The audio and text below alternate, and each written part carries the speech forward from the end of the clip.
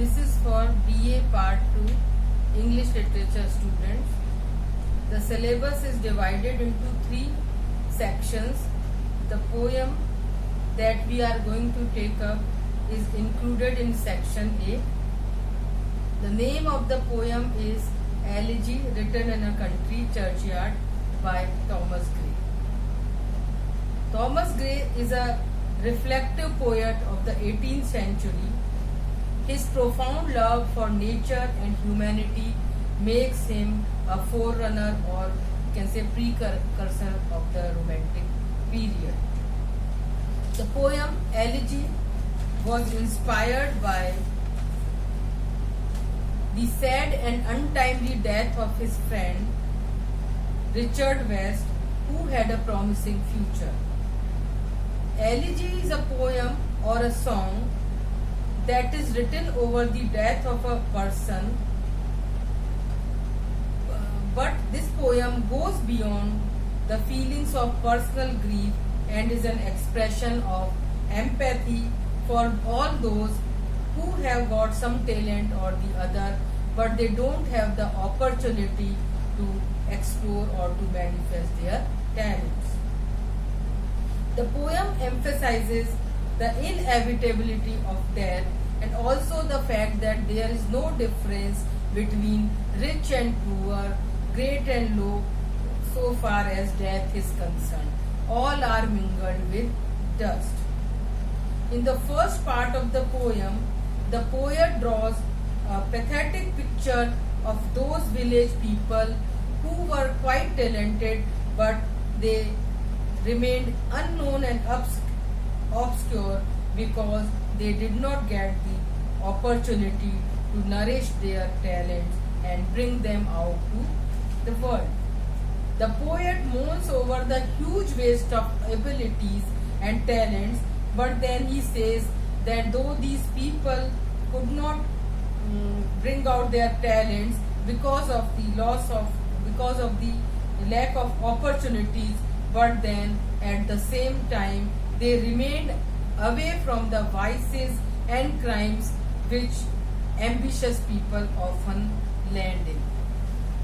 The elegy ends with an epitaph on the poet, supposed to be written by a villager.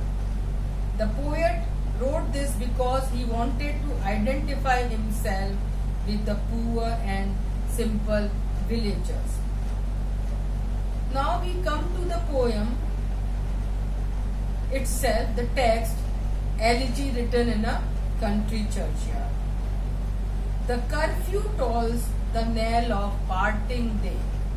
Curfew tolls. Now curfew generally is the time which is granted by the authorities, that it is the time to withdraw from all activities and come back to home. But in Italy, in medieval Europe, this curfew, it is a bell which is rung in order to signify the end of the day and also a message to extinguish all the fire and come to rest. So the curfew tolls. Toll is the bell which is rung at the death of a person, because the entire poem has a melancholic tone. So you notice the choice of words that the poet has used. Curfew, tolls, parting. Now these are they all have the melancholic association, and that is why he says the knell, the death bell. Parting because the day is about to end. Now in the very first stanza, he sets out the tone, melancholic tone, the somber, the silent, the evening time when the night is about to fall, and because it is a village, he has the entire background is that of the village, of countryside. So where you don't have the electricity at the time that it was written. So the curfew or means particularly in villages you don't have that the access to electricity, so the fire is the only means to light the lamps and also the lighting of the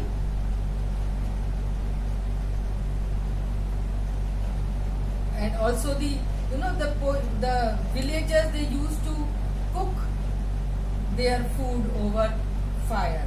So the curfew tolls the knell of parting day. Now because he has described the evening time when the evening is just to be enveloped by the night. So he says now it is the time to return to their homes. The villagers who have toiled, who have worked hard all the way in their fields. So the lowing herd went slowly over the land. Land is meadow. Land is meadow. A field of grass. A field of grass. So the lowing herd went slowly over the herd are the cattle who are coming back after grazing. And lowing is the sound made by the herd, made by the cattle. The plowman homeward plods his weary way. Plowmen, they are the farmers who plow the land. Now they all are coming back after toiling on the field. So, this weary way, it is an example of transferred epithet. The way is not weary. Plowman is weary.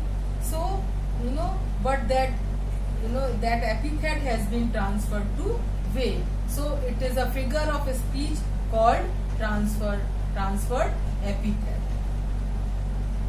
And leaves the world to darkness and to me. So, he says all the activities that go on in the village during the day, they are coming to an end. The day is about to part, it is about to end, and so because then everybody, after, whether they are the animals or the human beings or the farmers, after having worked hard during the daytime, they all are returning to their homes. Backward they are coming, and then the entire there will be peace.